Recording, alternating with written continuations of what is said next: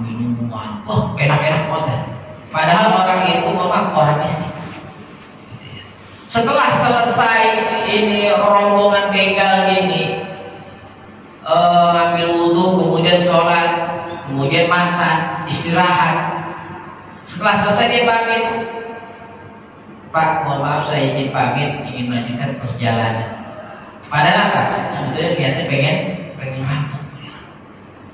Setelah itu dia pamit, ternyata betul ya rombongan ini memang niatnya merampok, ketemu tuh sama rombongan musafir yang asli. Akhirnya musafir itu dirampok sama rombongan perampok ini. Nah, ketika dalam perjalanan pulang ingat, oh iya tadi kita mau ya ke rumah orang yang ada di tengah padang pasir, orang miskin, kasihan, anaknya sakit. Ya. Dia punya anaknya sakit nih, yang ketua rumah tersebut. Yuk kita datang, kita ini punya harta nih, kasih lapokan. Niatnya apa? Pengen mengucapin terima kasih, pengen ngasih itu harta buat orang tersebut. Dia datang ke rumah orang yang tadi pernah dia singgah ini, perampok. Ketika berada depan pintu rumahnya, assalamualaikum, waalaikumsalam. Ketika dibuka pintu itu rumahnya, ini tuan rumahnya masya Allah langsung dipeluk itu perampoknya. Terima kasih wahai waliullah, masya Allah. Perampok dibilang wali katanya. Alhamdulillah berkat kedatangan ada rumah saya dapat berkah. Lah kaget ya. Kenapa? Karena dia bukan orang baik. Tapi ketika dia datang lagi ke situ, dibilang wali seperti tuan rumahnya. Ada apa ini? Yaudah masuk aja dulu. Semua jadi utangnya bolak-balik semuanya. Padahal perampok. Ketika masuk dalam rumahnya, alhamdulillah sejak kedatangan para ulama di sini, dia nggak tahu padahal yang dia punya perampok itu orang begal. Dia ngomong gitu, semenjak kedatangan antum ke rumahnya, rumah saya jadi berkah. Dan alhamdulillah saya punya anak yang selama ini bertahun-tahun sakit, berkat berkahnya para ulama yang datang ke rumah saya ini, anak saya sehat. Sebab apa? Sebab ketika orang itu ngambil air wudhu, gitu kan, kemudian airnya tadi dia apa? Dia taruh di dalam wadah di bawahnya. Kemudian wadah daripada air bekas wudhu orang tersebut itu diusap-usap di tubuh anaknya yang sakit. Dengan izin Allah, anaknya yang sakit tersebut Allah berikan kesembuhan. Masya Allah. Dengan berkahnya air bekas wudhu orang itu, akhirnya anaknya sembuh. Ya. Akhirnya apa? Akhirnya orang rampok ini yang tadinya kagak benar semuanya bertobat. Ya. Cuma gara-gara nggak sengaja mampir ke rumah orang mau sholat, dia ngambil air wudhu, ternyata berkat kejadian tersebut seluruh daripada orang begal ini dia bertobat. Masya Allah, saya yang orang kagak baik aja, wudhunya aja, berkas air wudhunya aja Allah berikan keampuhan, Allah berikan keistimewaan. Gimana itu wudhunya ulama, gimana wudhunya orang saleh, gimana wudhunya orang alim. Akhirnya perampok itu dia ngaku sama orang itu, Pak, saya sebetulnya bukan musafir, saya perampok. Jadi saya baru dapat hasil rampokan, tetapi saya mendengar cerita dari apa yang Bapak alami tersebut. Akhirnya apa? Orang tersebut bertaubat dan kemudian menjadi orang yang saleh. Nah, ini satu pelajaran bahwa orang yang bukan orang baik aja wudhunya tersebut memiliki khasiat, kan gitu. Nah, di sini kita akan membahas dalam kitab takrib, yaitu tentang fardhunya wudhu. Di sini disebutkan faslun, adapun ini fasal, wa furudul wudu'i sittatu asya. Wa furudul wudu'i, adapun fardunya wudu, sittatu asya, ada 6 perkara. Jadi yang fardunya wudu ada 6. Artinya apa? Artinya kalau dari 6 itu ditinggalkan atau tertinggal, berarti wudunya nggak sah. Karena apa? Karena fardu. Yang pertama apa? An-niyatu inda ghaslil wajhi, yaitu niat ketika membasuh wajah. Jadi yang kedua ghuslul wajhi, yaitu membasuh wajah. Artinya apa? Ketika yang pertama sama yang kedua itu berbarengan. Jadi ketika kita niat itu bukan dalam lisan, nawaitul wudu'a li raf'il hadasil asghari fardhu lillahi ta'ala. Tetapi apa? Niat wudu itu adalah berbarengan ketika kita ngambil air. Ini air nih kita apa? Kita wadahi pakai tangan. Kemudian kita kita basuh ke wajah. Nah itu niatnya berbarengan ketika membasuh wajah. Maka ketika ada orang nawaitul wudu'a li raf'il hadasil asghari fardhu lillahi ta'ala, dia baca kayak gitu. Setelah itu pas membasuh muka kagak baca, berarti wudunya sah banget. Kagak. Niatnya di mana? Niat itu dibaca di dalam hati, la fil lisan, bukan di lisan. Kalau lisan itu artinya apa? Kita ucapkan dengan lidah kita, walaupun mungkin tidak terdengar, tapi lidah kita apa? Bergerak, itu namanya dengan lisan. Tetapi apa? Yaitu dengan hati. Bisa nggak? Bisa. Jadi ketika kita niat itu adalah berbarengan ketika membasuh wajah. Jadi setiap apa saja ibadah, ketika sholat, itu niatnya ketika takbiratul ihram.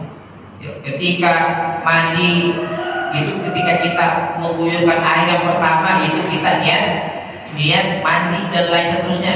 Kecuali niat kita untuk berpuasa, maksudnya di puasa bulan Ramadan. Niatnya kapan? Itu bukan pas waktu sahur, tetapi niatnya adalah ketika pada waktu malam. Jadi ibadah apa saja itu diniatkan bacanya itu ketika berbarengan dengan awal kita melakukan ibadah tersebut. Di mana? Di dalam hati. Jadi caranya gimana? Caranya itu tadi kita baca dengan lisan nawaitul wudu'a li raf'il hadasil asghari fardhu lillahi ta'ala. Nah, ketika membasuh wajah tersebut, kita bayangin itu kita membaca yang tadi. Jadi kalau ada orang yang kemudian niatnya itu sebelum membasuh wajah, ketika membasuh wajah nggak baca niat, maka berarti ketinggalan satu fardu. Ketika ketinggalan satu fardu, wudunya sah nggak? Nggak sah. Ketika wudunya nggak sah, kemudian dia sholatnya sah nggak? Nggak sah. Atau dia berwudu, wudunya nggak sah, kemudian dia baca Quran, dia megang mushaf, gimana hukumnya? Orang yang memegang mushaf nggak punya wudu, berarti Makanya pentingnya kita memiliki ilmu. Sebab apa? Dengan ilmu tersebut, walaupun mungkin pahala yang mungkin ibadah yang kita kerjakan tidak seberapa, tetapi dengan ilmu kualitas ibadah kita menjadi Allah berikan pahala ganjaran berlipat ganda. Gitu. Jadi ketika niat dan membasuh wajah itu berbarengan. Jadi di situ katanya itu ghuslil wajhi. Jadi membasuh, ya. Jadi kemarin saya melihat ada video itu orang-orang, mohon maaf, bukan orang dari aliran kita deh. Ya. Jadi dia itu nggak bisa bedain apa itu membasuh, apa itu mengusap. Ya. Membasuh itu ghuslul wajhi, yaitu membasuh wajah. Artinya apa? Yaitu dengan air yang di situ kita ambil, kemudian kita balurkan ke seluruh anggota tubuh kita, khususnya bagian wajah. Itu namanya membasuh. Tapi kalau mengusap itu adalah air yang ada di tangan kita. Berarti ada nempel di sini nih. Nah itu masuk namanya. Kemudian kita tempelkan di kepala kita, itu namanya mengusap. Nah, ada orang yang di situ ngajarin orang untuk berwudu, nggak paham apa itu membasuh atau itu mengusap.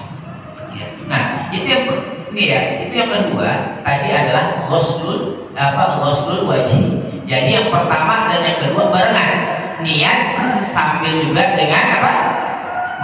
Membasuh wajah. Kemudian yang ketiga, wa ghuslul yadaini ilal mirfaqaini, yaitu membasuh kedua tangan sampai siku-siku, gitu ya. Jadi membasuh tangan berarti tangannya itu misalkan di situ ada air yang mengalir, kita basuh terus sampai siku sini, kita lebihkan sedikit sampai di setengah daripada lengan kita. lebih banyak lebih baik. Berarti memang sampai situ segini, tetapi yang lebih utama adalah sampai pergelangan sini, bagian apa sini, bagian otot, sih sampai setengahnya sih.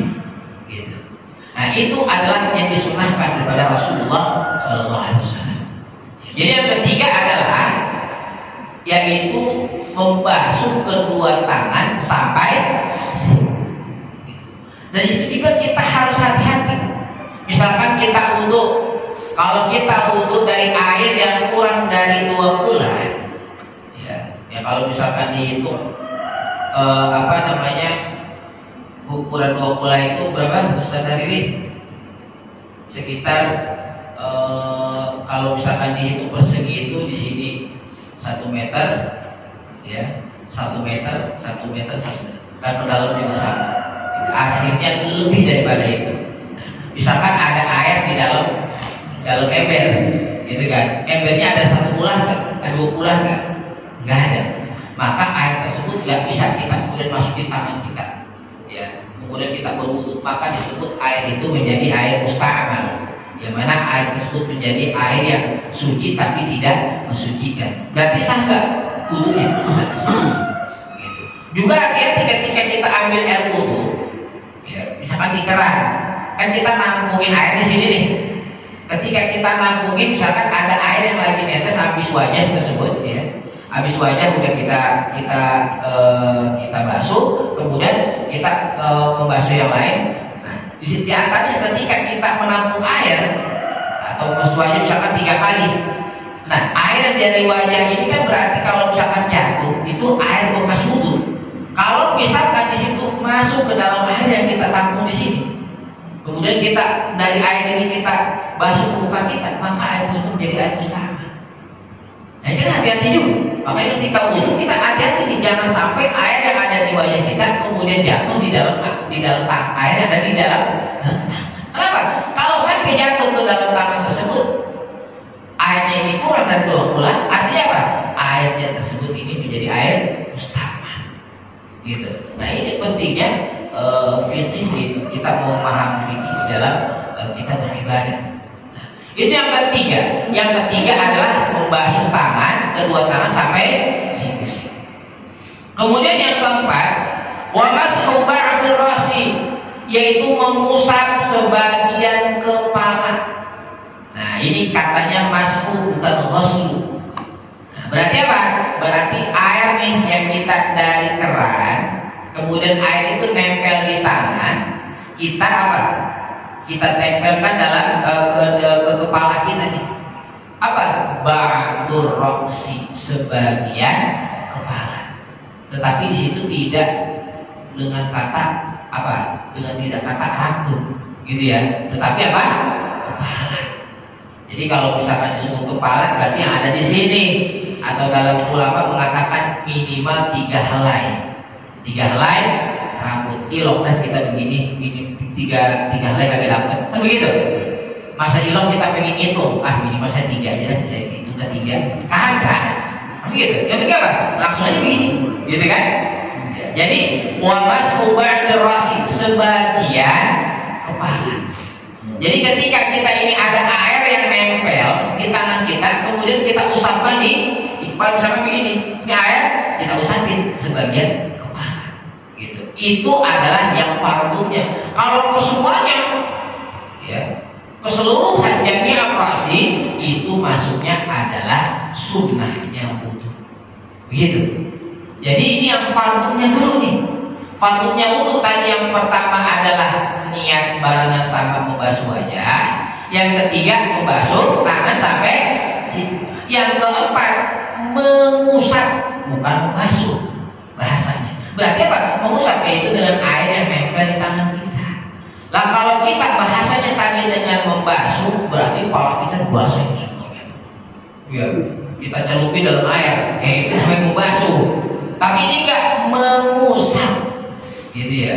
Jadi di dalam bahasa fikih itu adalah mashu ba'dhi rasi, mengusap sebagian kepala. Nah itu adalah bagian daripada fardu, itu yang keempat. Kemudian yang kelima adalah wa ghuslur rijlaini ilal ka'baini, Kemudian yang kelima adalah membasuh ya kaki sampai mata kaki, gitu ya. Nah, itu yang kelima. Jadi kalau membasuh dengan apa? Dengan air yang mengalir, bukan diusap. Air kita dapat, kita usapi di kaki, usap-usap. Itu namanya mengusap sepatu kayak gitu. Ya, itu dengan air yang mengalir yang kemudian kita basuh ke kaki kita. Sampai mana? Sampai mata kaki. Dan yang keenam adalah tertib. Apa artinya tertib? Dari urutan tadi pertama sampai terakhir itu harus berurutan. Nah, ini adalah fardunya wudu. Di sini tadi di fardunya wudu ada nggak disebutin sampai 3 kali? Ada nggak? Nggak ada. Berarti kalau umpama orang berwudu cuma sekali saja, sah nggak wudunya? Sah. Gitu kan? Kemudian ada nggak di sini sebutin yang pertama bagian kanan dulu, baru kemudian yang kiri disebutkan ya di fardunya? Berarti umpama kita kiri dulu baru kanan, sah nggak kira-kira? Sah. Gitu. Di sini sebutin nggak tentang baca Bismillah? Nggak sebutin baca Bismillah. Oh, berarti baca Bismillah kemudian sampai 3 kali, kemudian yang bagian kanan dulu, kemudian di situ ada yang kata kita cuci tangan dulu, ya, kemudian berkumur-kumur, kemudian istinsyak, ya, kemudian mengusap seluruh kepala, kemudian di situ sampai diulang-ulang sampai 3 kali, kemudian di situ ada yang namanya bagian kanan dahulu. Ya, maka itu semuanya bagian daripada sunnah berwudu, gitu ya. Jadi fardunya wudu itu cuma ada 6. Ya. Nah, tapi ulama mengatakan kalau misalkan kita untuk mau sholat, maka yang afdol adalah seluruh sunnahnya kita kerjain. Ya, dari tangan, di sela-sela jari, sela-sela kaki itu adalah kesunahan. Ya, kemudian berkumur, kemudian istinsyak. Istinsyak itu apa? Istinsyak itu airnya kita wadahin, kemudian kita apa? Kita isap sampai masuk ke kepala kita. Istinsyak namanya, dihirup kayak gitu. Jadi kayak kita nih lagi berenang, kadang-kadang kan kehirup tuh airnya. Nah kayak gitu. Jadi istinsyak itu sampai kita kalau masih belum biasa kepala kita pusing. Ya. Gitu. Itu kalau misalkan kita rutin seperti itu katanya memberikan efek kesehatan buat kita, membersihkan daripada di situ bakteri-bakteri, membersihkan di situ hal-hal yang di situ bisa menimbulkan penyakit. Apa? Dengan istinsyak. Jadi itu air kita tampung, kemudian apa? Dihirup sampai kemudian kepala kita pusing, sampai masuk kayak gitu. Itu namanya istinsyak. Jadi bukan cuma bersihin lubang hidung doang, itu namanya ngupil. Dia, kenapa? Karena itu bukan istinsyak. Istinsyak apa? Istinsyak itu adalah yaitu dengan menghirup air sampai kemudian naik ke kepala kita. Itu namanya adalah istinsyak. Nah, ini adalah bagian daripada sunnah-sunnah. Nah, ulama mengatakan kalau mau sholat maka itu harus sempurna wudunya. Tetapi kalau misalkan kita pengen datang taklim, ada majelis taklim, pengen datang wudunya wudu yang wajibnya aja kayak gitu. Untuk apa? Membedakan antara kita mau ibadah yang sunnah atau ibadah yang wajib. Ya, misalkan pengen berangkat kerja, dia baca, dia berwudu yang 6 tadi. Misalkan juga pengen berangkat habis selesai mandi di rumah pagi-pagi pengen berangkat kerja, berwudu dulu, wudunya yang tadi itu aja. Yang namanya itu kenapa? Karena itu bagian daripada salah satu bentuk ibadah. Kenapa? Kalau kita kemudian di situ misalkan mau berangkat kerja, mau main bola umpamanya, Bismillahirrahmanirrahim, wudu dulu, maka apa? Aktivitas tersebut bernilai pahala di sisi Allah Subhanahu wa Ta'ala. Dengan niatan perbuatan tersebut adalah perbuatan yang mubah. Jangan kemudian ada orang niat wudu, ya, pengen nyolong motor wudu dulu, bismillah, mudah-mudahan bisa berkah, begitu. Dan nyolong motor kan dosa, gitu ya. Atau misalkan pengen maksiat, bismillahirrahmanirrahim, ya, saya wudu dulu, mudah-mudahan kagak ketahuan nih maksiatnya, begitu. Jadi itu sesuatu yang batil campur sama yang baik nggak bisa. Jadi di sini kita tadi membahas tentang 6 yang difardukan dalam tata cara berwudu, yang di situ apa memiliki fadilah yang luar biasa, yang bahkan ketika ulama-ulama dulu tidak putus dari yang namanya wudu. Dia batal wudu lagi, terus dia mendawamkan wudu tersebut. Kenapa? Karena dengan wudu nanti ketika di akhirat Rasul menalin yang namanya umatnya Nabi Muhammad, yaitu bekasnya air wudu. Jadi yang bekas-bekas wudu tersebut bersinar. Dan tadi kayak misalkan kita mengusap kepala kita, sunnahnya itu adalah keseluruhan kepala. Nah, kalau repot yang laki-laki yang rambutnya gondrong, diusap terus sampai ke belakang, gitu. Nah itu artinya apa? Nanti ketika berada di akhirat Rasul mengenali umat Nuh yang bercahaya. Kenapa? Seringnya dia berwudu, seringnya dia mengambil air wudu. Wajahnya bercahaya, tangannya, kakinya, rambutnya semua yang mengalir. Kayak kita di tempat yang gelap itu kita melihat ada kunang-kunang. Mana kunang-kunang? No, ada bercahaya. No, jamaah Masjid Salat mana bercahaya semua orangnya. Masya Allah. Kenapa? Karena rajinnya berwudu. Gitu. Jadi itu salah satu keutamaan berwudu. Dengan kita berwudu ketika di akhirat kelak kita dimasukkan dalam kelompoknya umat Nabi Muhammad SAW, yang kemudian di situ apa? Ketahuan ini umat Nabi Muhammad dimasukkan ke dalam rombongan, dan itu bisa jadi ketika kita masukkan rombongan dan ketika dalam penghitungan hisab kita bebas dihisab dari sebab tersebut. Ini daripada fadilah dengan kita senantiasa menjaga wudu, yaitu dengan kita mendapatkan ganjaran pahala yang berlipat dari Allah Subhanahu wa taala, dan juga mendapatkan syafaat daripada Rasulullah sallallahu alaihi wasallam. Para hadirin, para jamaah yang dimuliakan oleh Allah Subhanahu wa taala, sampai di sini mungkin ada yang ingin ditanyakan dari para jamaah terkait dengan apa yang telah saya sampaikan tadi, atau hal-hal lainnya yang mungkin ingin ditanyakan dari para jamaah sekalian. Ya, insya Allah kalau memang bisa saya jawab, akan saya jawab. Kalau tidak, insya Allah nanti ada Ustaz Hariri yang akan menjawabnya. Baik, kepada para jamaah sekalian, saya persilahkan untuk menyampaikan pertanyaan. Waalaikumsalam. Ya, baca kan biasa kita dalam hati ini. Iya. Kita mesti dalam hati apa mesti mengucap ya hati. Oh ya. Terkait niat, gitu ya. Niat wudu itu dalam hati atau jahar. Ya. Kalau misalkan kita tadi kan yang namanya niat apa? Inda ghusl wajhi, ketika membasuh wajah, berarti berbarengan dengan membasuh wajah. Kalau kita niat dengan suara jahar, bisa keluar dan air itu.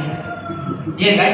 Kita ngambil air sambil ngucap juga niat dengan jahar, kemasukan air, kan gitu. Ya. Artinya apa? Artinya ketika niat itu hanya ada ucapan itu di dalam hati. Dalam ketika saya ngaji kitab At-Tadhkiratun Nafi'ah, kitab Thariqah Qadiriyah wa Nasabaniyah, itu mengajarkan tentang apa? Tentang zikir dalam di dalam hati, gitu ya. Jadi zikir itu bukan cuma di lisan aja, tetapi tangannya berzikir, otaknya berzikir, hatinya berzikir, kemudian jantungnya berzikir, ya. Itu dilatih terus itu. Caranya gimana? Supaya tidak lisan itu yang berzikir. Kenapa? Karena pengen yang berzikir itu adalah anggota tubuhnya, itu lidahnya ditekuk. Ini lidah kita nih, ditekuk ke atas. Gitu. Supaya apa? Supaya lisan ini enggak bergerak. Kalau lisannya bergerak, artinya apa? Berarti itu yang mengucapkan adalah lisannya. Gitu. Jadi gimana? Niatnya apakah dengan lisan atau dalam hati? Maka yang pasti niatnya itu adalah dalam hati. Nah, kita misalkan punya HP. Kalau HP sekarang kan memorinya udah gede-gede banget ya. 100 giga, ya kan? Ada 200, ada 500, begitu kan? Nah, manusia itu memorinya itu tidak terbatas. Ada yang mengatakan ahli neuron, ahli tentang saraf otak mengatakan bahwa otak atau kemampuan memori manusia kalau misalkan itu dihitung mampu menampung memori itu adalah 10.000 rak buku yang isinya ada buku situ. Itu ketika daripada memori banyak buku itu misalkan dimasukin di dalam kapasitas memori, masukin ke dalam kapasitas memori manusia itu masih sanggup. Kenapa? Manusia mampu menghafal, menguasai semua daripada apa yang ada di muka bumi. Dan bahkan dikatakan ini kan ada otaknya tuh, sarafnya tuh, ya, neuronnya namanya. Kalau ditarik, ya, kata ilmuwan, ditarik nih, itu panjangnya satu otak manusia, panjangnya bisa mengelilingi bumi 7 kali. Satu orang itu, bayangin. Artinya apa? Kita punya kemampuan untuk melakukan secara bersamaan antara niat dan juga membasuh wajah. Dan bagaimana caranya? Ya itu kita dengan tadi pertama di awal kita baca nawaitul muslah, nawaitul wudu'a li raf'il hadatsil asghar fardholillahi ta'ala. Kan gitu tuh pakai lisan. Nah, pas kita membasuh wajah, kita bayangin tuh tadi kita sedang membaca yang tadi. Gitu. Jadi harus berbarengan antara niat dengan membasuh muka. Jadi yang namanya niat itu berada di dalam hati, la fil lisan. Apalagi dengan jahar. Repot juga dengan jahar kita mengambil air wudu sambil jahar nawaitul wudu'a gitu. Jadi niatnya itu adalah di dalam hati. Gitu. Jadi seperti itu. Jadi niat apa saja? Niat sholat. Ya, kita sebelum takbiratul ihram kita baca usolli fardhu subhi raka'ataini gitu ya. Ma'muman lillahi ta'ala gitu.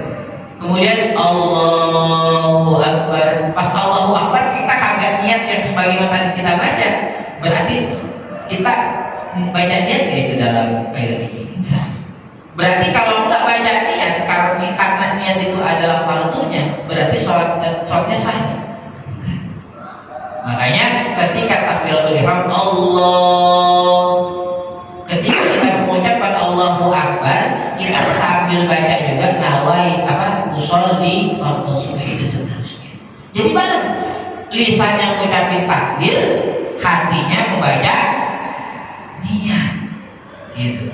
Makanya inilah salah satu khusyuknya orang awam, minimal di niatnya. Karena ada orang yang ngapain sholat, ya kalau sholat itu agak khusyuk, ya. Minimal di niatnya. Kalau model kayak kita pengen khusyuk banget kagak bakal kena, ya. Baru banget ayat pertama kadang-kadang keingetan sendal gue masih belum dibeli, lupa saya umpetin lagi, baru dibeli tak hilang lagi. Kadang-kadang kita kayak gitu, ya. Apa misalkan tadi, itu tadi saya tinggal di dapur ada makanan yang takut bahan kucing, kadang-kadang gitu kadang-kadang pikiran. Atau kita kadang-kadang cara paling enak buat nyari barang yang hilang waktu sholat. Kadang-kadang kita waktu sholat ketemu tuh barang yang kita udah cari berjam-jam kagak ketemu, pas lagi sholat ketemu, oh iya, dan semari saya taruh gitu. Kenapa? Karena posisi kita sedang hening kayak gitu kan.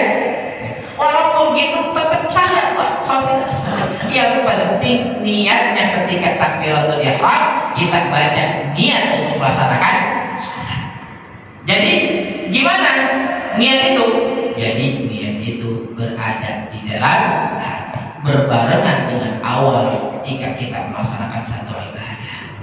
Gitu. Jadi niat itu berada di dalam hati, tidak dengan lisan, apalagi dengan jahar. Makanya tadi gimana? Waktu sebelum takbiratul ihram saya baca usolli fardhu subhi, itu bukan niat. Itu hanya untuk menguatkan nanti ketika hati kita sedang takbiratul ihram, kita niatin aja saya baca yang tadi itu. Begitu. Karena kalau kita misalkan niatin baca kayak tadi, ya kita baca perlahan-lahan, kemudian lisannya mengucapkan takbir itu belibet juga kan. Ya, makanya cara terbaik Allahu Akbar itu dilatih. Jadi pas Allahu Akbar kita usolli fardhu subhi, Allahu Akbar itu bisa dibaca kayak gitu. Ya, jadi apa? Itu merupakan kalau kata ulama itu udah khusyuk dah sholat kita. Walaupun cukup belakang udah kita pikiran kita kemana. Jadi seperti itu. Jadi niatnya itu adalah dalam hati. Jadi kita tahu tentang tata cara ibadah itu agar apa? Agar ibadah kita sempurna. Pernah saya waktu di rumah itu ada orang lagi sembahyang sholat itu sholat taraweh pas itu dia mantongin koran di celananya di belakang kan nongol korannya ya. Ketika sholat Allahu Akbar ya, di pertengahan habis Wallahil amin kan bacaan surat panjang tuh ya. Nah, bacaan surat pendek. Kemudian di tengah sholat itu ada bocah iseng juga tuh koran yang ada di celana saku belakang ini ambil. Mas, saya minta ya. Apa jawabannya? Iya gitu. Tapi dia lanjutin sholatnya gitu. Itu sah nggak sholatnya? Kagak, kenapa dia ngomong kan gitu? Iya, kagak enak kali, orangnya kagak enak kan emang. Iya, dia begitu sambil sholat. Tapi lanjutin sholatnya, itu kagak sah sholatnya. Kenapa? Dia nggak tahu fikih tata cara ibadah sholat. Nah, makanya dengan kita belajar fikih, kita belajar tata cara ibadah dengan harapan ibadah walaupun mungkin sedikit, tetapi ganjaran pahala berlipat ganda dari Allah Subhanahu wa Ta'ala. Bahkan bisa jadi orang yang misalkan tadi mendawamkan dia berwudu terus rajin berwudu, bisa jadi diangkat derajat oleh Allah Subhanahu wa Ta'ala. Ada orang yang menjadi wali sebab rajin dia berwudu. Ya, makanya kata ulama kalau pengen jadi wali jangan yang lain-lain aja, wudu dijaga, insya Allah bisa menjadi wali. Tapi alhamdulillah di sini udah wali semua, wali murid, wali santri, ya ada mungkin yang menjadi wali kelas, ya, itu minimal udah jadi semua. Tetapi kalau bisa jadi ada orang yang mendawamkan istiqomah menjaga wudunya, bisa jadi di situ dengan Allah turunkan karamah, Allah turunkan keberkahan, Allah angkat derajat orang tersebut. Sebab apa? Menjaga wudu dalam kehidupan sehari-hari. Luar biasa daripada kita menjaga wudu dalam kehidupan kita sehari-hari. Seperti itu jawabannya. Baik, mungkin ada pertanyaan lagi ya, silakan Bapak. Kalau kita wudhu di masjid kan ada tempat wudhunya. Ya. Kalau di rumah kan kagak. Iya. Di rumah di kamar mandi. Gimana tuh? Jadi di rumah kan kagak ada tempat wudhu khusus kan? Tempat mandi khusus. Ada toilet. Iya, campur. Nah, kalau kita ke Atta-Awun, ya bisa tahu puncak tuh. Kita kan kalau mau masuk ke masjid pertama tuh ada kayak kolam kecil tuh ya, kaki kita dimasukin, gitu kan? Atau nanti dari tempat wudhu ada kolam lagi, gitu. Itu airnya itu tuh lebih dari 20. Artinya apa? Mungkin kaki kita ada najis. Ketika kita basuh kaki kita di situ, ya, kemudian najisnya tersapu bersih, berarti kaki kita jadi suci kan? Suci. Nah, saya pondok di pondok pesantren daerah Kediri, ya, kalau orang tahu tuh ada namanya Kampung Inggris di Pare, gitu ya. Nah, jadi itu di Pare itu tukang es doger aja mau pakai bahasa Inggris, Pak. Saking banyaknya kursus bahasa Inggris kan, itu tukang es doger, ya, ngomong pakai bahasa Inggris. Ya. Ada orang pulang habis ngarit ngomong pakai bahasa Inggris. Kenapa? Saking banyak kursus bahasa Inggris, makanya disebut dengan Kampung Inggris. Nah, saya pondok di sana, itu pondok pesantren saya namanya Mahir Arliat, namanya Ringin Agung pondoknya di Kampung Ringin Agung. Itu pesantren yang tempat saya pondok itu usianya udah lebih dari 200 tahun, ya, lebih dari 200 tahun. Dan di situ dia ngambil wudhunya itu kolam besar, jadi kayak kolam renang. Jadi orang ngambil wudhu di situ, di sampingnya apa? Orang buang pipis, gitu, buang air kecil di situ. Itu ada kolam gede banget. Ya, bahkan airnya sampai hijau gitu. Kalau kita geli nih air hijau banget ini buat wudhu, gitu. Tapi tetap saja, gitu. Nah, gimana nih? Di rumah kagak ada tempat wudhu. Kita wudhu berarti dalam kamar. Dari dalam salah satu yang diajarkan oleh ulama itu namanya adalah salah satu amaliyah namanya ikhtiyar. Ikhtiyar itu adalah kehati-hatian. Kan kita nggak tahu di dalam kamar mandi yang kita gunain berarti kan di situ ada najis, ya, entah bekas pipis atau lain sebagainya. Berarti kalau misalkan kita wudhu di di situ, kemudian ada najis, kemudian najis itu nempel di kaki kita atau di anggota tubuh kita yang lain, berarti wudunya sah nggak? Nggak sah. Kalau wudunya kagak sah, kita sholatnya sah nggak? Kagak sah. Caranya bagaimana? Ulama mengajarkan salah satunya adalah perbuatan ikhtiyat. Ikhtiyat itulah kehati-hatian, yaitu ketika kita ambil air wudhu di dalam kamar mandi, karena kita nggak punya tempat wudhu di rumah, yaitu dengan menggunakan sendal.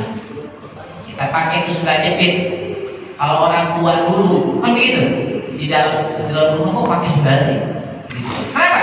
Karena upaya kehati-hatian. Mungkin di rumahnya itu ada tempat wudhu, tapi dari jarak tempat wudhu ke dalam kamarnya kan kita nggak tahu. Yang namanya tai cicak kan kecil banget.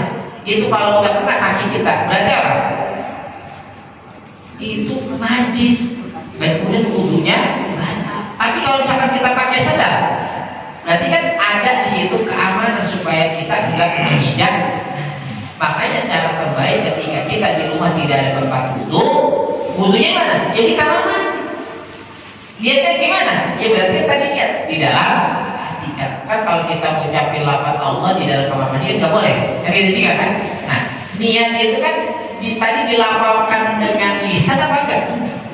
Berarti niat itu ada dalam hati. Nah, makanya ketika kita berwudhu ya itu tadi, ya, kita meniatkan berwudhunya tersebut tetap di dalam hati. Entah itu kita mau wudhu di masjid, mau wudhu di rumah, mau di kamar mandi, ya tetap di dalam hati. Nah, kemudian caranya adalah dengan kita memakai sendal. Kalau bisa siapin itu sendal jepit ditaruh dalam rumah. Gitu. Jadi supaya apa? Supaya nanti setelah wudhu kita langsung pakai sendal, dari sendal jepit yang khusus ditaruh di dalam rumah aja. Jadi jangan sendal yang dari luar kita masukin ke mana, kamar mandi, kemudian kita pakai jalan-jalan di dalam, bukan. Tetapi satu sendal yang kita beli, kita khususin pakai di dalam rumah. Jadi habis ambil air wudhu, selesai wudhu kita pakai sendal jepit, kemudian kita jalan ke tempat sholat tuh, entah di kamar, entah di ruang tamu atau di tempat lain di rumah kita. Maka itu adalah cara terbaik yang disebut tadi, itu adalah ikhtiyat. Dia tidak sama Nabi, cuma itu adalah merupakan ijtihad daripada para ulama. Gitu. Jadi salah satu cara atau upaya supaya kita tidak terkena najis adalah di situ kalau di tempat-tempat umum itu disiapkan itu namanya kolam. Kalau di situ airnya yang lebih dari 2 bulan. Dengan harapan apa? Kaki yang ada najisnya ketika dimasukkan ke kolam tersebut, kemudian najisnya hilang, kakinya juga tidak ada najisnya kembali. Jadi yang pertama dengan membuat kolam kecil, yang kedua adalah apa? Yaitu dengan memakai sendal yang kita gunakan khusus di dalam kamar atau di dalam rumah. Jadi seperti itu Pak Haji. Jadi untuk berwudhunya itu kalau bisa siapin sendal itu satu, sendal jepit kita gunain di dalam rumah. Makanya kalau kita lihat orang-orang dulu begitu, di dalam rumah itu ada sendal khusus buat dia melakukan ibadah sholat. Baik, para hadirin, para jamaah yang dimuliakan Allah Subhanahu wa taala, sudah cukup siang ya. Oke, terakhir ya. Silakan. Saya menanya mengenai air mustahmal itu. Air sucinya enggak, karena kalau di kampung itu kampungannya dia yang besar, kadang dipakai mandi gitu. Boleh nggak? Oh iya.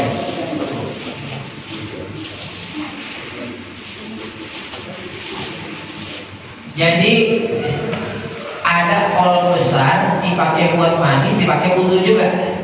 Iya. Gitu ya? Di ember. Di ember. Di ember. Iya. Di bak gitu. Di Di bak tapi dipakai buat mandi, orang masuk dalam. Ada di dalam kamar mandi. Mandi ditampung pakai ember besar, tapi duduk di situ. Oh gitu. Airnya celupin kagak? Enggak. Air walaupun airnya cuma 1 gelas, Di sini ada 2 kula nggak sekitar sini? 2 kula itu kan kalau di jumlah liter itu kan sekitar 270 liter. 270 liter tuh semana tuh? Kalau di banyak ya? 1 toren ya? Iya, setengah yang GoPay itu ya, yang GoPay 500 ya, atau toren 500 ya. Nah ini 270 liter itu 2 kula, gitu kan? Berarti kalau kurang dari itu, berarti itu kurang 2 kula. Kalau misalkan kurang dari 2 kula, kemudian kita wudhu, kita celupin tangan kita ke dalam bejana tempat tersebut, ya kemudian kita ambil wudhu lagi, maka status air yang dari kurang 2 kula tersebut menjadi air mustamal. Ketika air tersebut menjadi air mustamal, maka sah nggak wudhunya? Nah, caranya bagaimana? Walaupun airnya cuma ada segelas, ada di airnya. Nah, segini dong nih, bisa nggak buat wudhu? Bisa, gitu ya.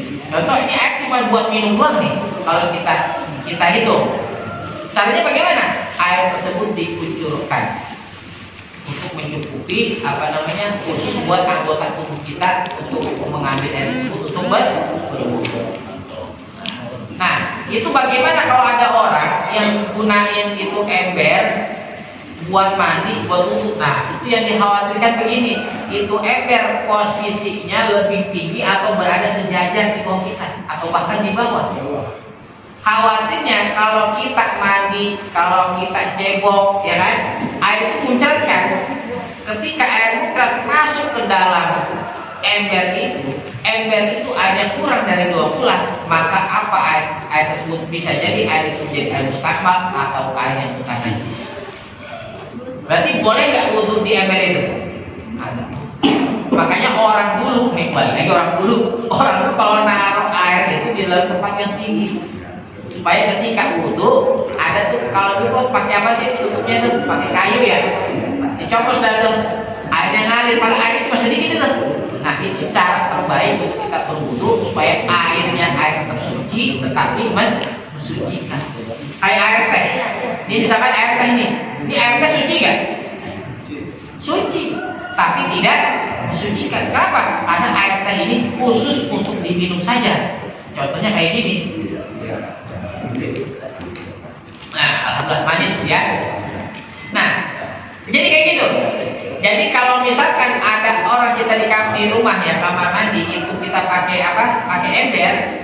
Usahakan embernya tersebut, embernya posisinya lebih tinggi dari tempat kita mandi. Atau misalkan emang terpaksa tempatnya masih gitu doang, maka ember tersebut usahain ada tutupnya. Kan ada ember yang ada tutupnya tuh. Ditutup tuh air ember itu. Ya. Kemudian kalau misalkan mau wudhu, kita usahain ada tempat wadah tuh yang model-model kita tuh kayak galon yang disitu ada keran kecilnya. Nah itu adalah cara terbaik supaya kita bisa wudhu. Tapi kalau misalkan embernya ada di bawah, kita mandi di situ, kita cebok di situ, itu udah otomatis air tersebut air mustakmal dan juga air najis. Seperti itu. Jadi airnya bisa nggak buat wudhu? Itu nggak bisa, kecuali posisinya ada di atas, terbebas dari apa tadi cipratan air. Gitu. Kayak misalkan kita mau mandi wajib, misalkan air pakai ember doang. Mandi wajib itu kudu pakai air yang suci. Nah mandi wajib dia nongkrong begini, airnya dia biarin ke anggota tubuhnya, airnya nyiprat. Ya, airnya nyiprat masuk ke ember, sudah tuh ember jadi air mustamal, air bukan najis kan? Ya, ada najis segala macam. Berarti ketika dia mandi wajib itu karena menggunakan air yang nggak sah, berarti mandi wajibnya sah nggak? Kagak, berarti dia masih junub. Kemudian dia ambil wudhu masih junub juga, dia sholat masih junub juga. Berarti sholatnya sah nggak? Kagak sah, ya kan? Dan lain seterusnya. Jadi itunya pentingnya kita belajar tentang fikih. Oh caranya airnya itu gimana? Kalau kita airnya ada sedikit, ya minimal kita punya tutupnya, atau minimal kita taruh di tempat yang tinggi, atau minimal kita punya beli dan tuh ceret kecil, air yang khusus segini, ini ada kecil ceret tuh ya, kita taruh di atas itu kita husnul itu juga bisa, walaupun air cuma sedikit, yang penting air mengalir. Asal air tersebut nggak ada lubang di situ, celah untuk masuknya najis, misalkan dari teh dan lain sebagainya. Jadi seperti itu. Nah, terima kasih para hadirin sekalian yang berdoa Allah Subhanahu Wa Taala. Selesai kajian kita pada pagi hari ini. Mudah-mudahan sekali lagi hadirnya kita di sini kita mendapatkan pahala dan sifatnya dari Allah Subhanahu Wa Taala. Mudah-mudahan sekali lagi kita semua dijadikan orang yang senantiasa istiqomah dalam Islam dan iman kita, dimatikan dalam keadaan husnul khatimah. Amin ya rabbal alamin. Ala hadhihi wa ala hadratin Nabi Mustafa Rasulullah sallallahu alaihi wasallam. Al-Fatihah. A'udzu billahi minasyaitonir rajim. Ar-Rahmanir-Rahim. صراط الذين أنعمت عليهم اللهم بحق الفاتحة الفاتحة يا من الهم والكاشف الله يا من يعطي والرحم وتدفع البلايا الله ويدافع عن البلايا رحمة وعن البلايا رحيم بارك الله وتحية فيها سلام وآخر دعواهم الحمد لله رب العالمين. Demikian saya mohon maaf. Wallahu muwaffiq ila aqwamit thariq. Wassalamu alaikum warahmatullahi wabarakatuh.